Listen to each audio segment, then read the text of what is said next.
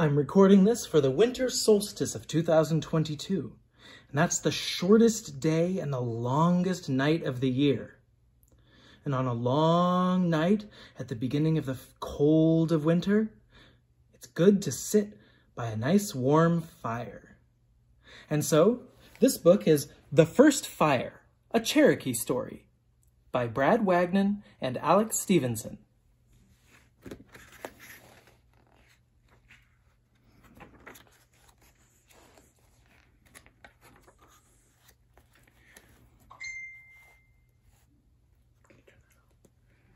The Cherokee believed that a long time ago, animals could do many of the things that people can do today.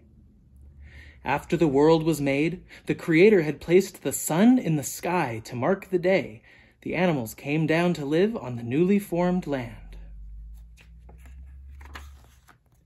However, they quickly learned that once the sun went down at night, the world grew dark and cold.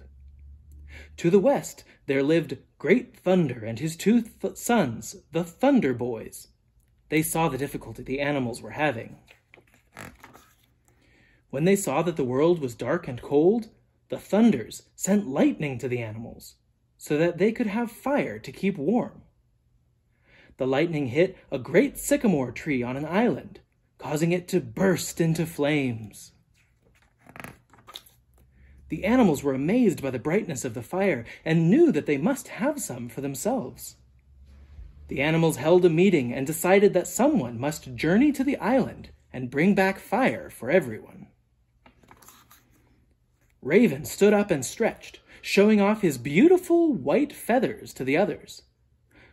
"I will be the one to bring the fire back for all of us," he proclaimed. However, when Raven flew near the burning tree, the heat from the fire kept him from flying too close. Raven flew over the great sycamore again and again, trying to decide where he could safely land.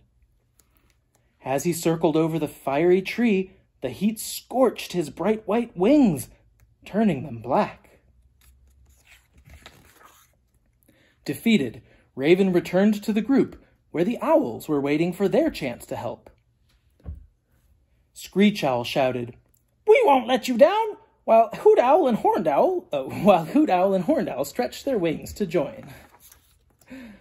Screech Owl flew straight to the tree, determined to get closer than Raven had.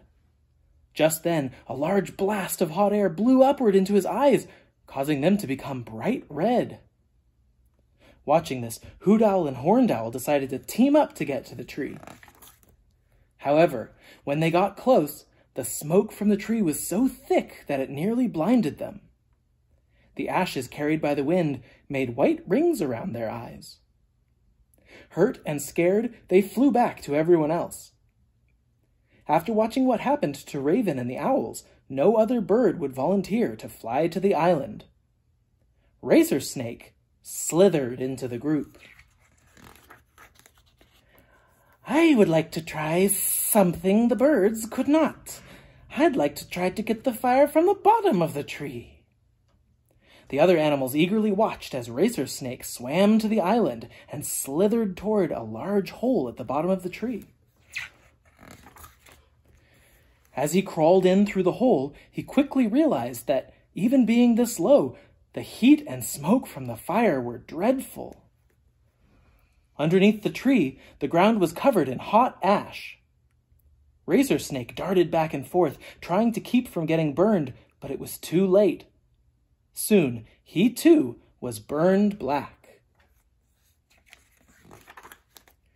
Watching from the cold safety of the group, Great Black Snake decided that he would also try to help. He crawled in front of the others and told them his plan. "I am very good at climbing. I will not try the top of the tree or the bottom. I will get fire from the very middle." He swam to the island and used his powerful body to climb the middle of the burning tree. After finding a hole in the middle of the tree, he put his head in to look around, but the smoke choked him, causing him to fall inside. Great Black Snake crawled back out of the burning tree, where he saw that, just like Racer Snake, he was burned dark black. After quietly watching all of this, the animals decided to meet again. They talked about how they were still very cold, but they all were now afraid of the fire in the great burning tree. Finally, a small voice spoke up. It was Water Spider. Water Spider crawled to the front of the group, where the other animals marveled at her soft black hair and bright red stripes. They knew that Water Spider was good at running on top of the water and diving to the bottom. Curious, the animals said to her, "We know you could get there safely, but how would you bring the fire back without getting burned?" Water Spider quickly spun a thread from her body and then wove it into a bowl. The other animals watched in amazement as she then fastened the bowl to her back.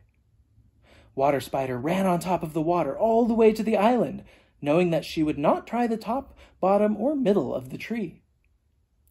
Instead, she picked up a tiny burning ember from the base of the tree and placed it into her bowl. Then she crawled back on the top of the water and returned to the group with her bowl on her back, safe and dry. When she returned to the group, the other animals cheered for Water Spider. Because of her, they were able to use the tiny coal she had brought back to make a fire that was large enough for everyone.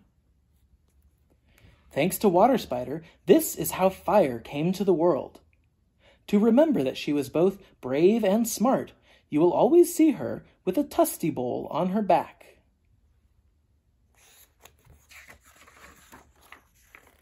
The end. That was First Fire, a Cherokee Story by Brad Wagnon and Alex Stephenson. And this is EDU Kidspace. Subscribe for more stories, books, and lessons. Hit the bell button so you're notified when I put out new books. And if you want to hear about something in particular, send me a message. Happy solstice, everyone! Stay warm.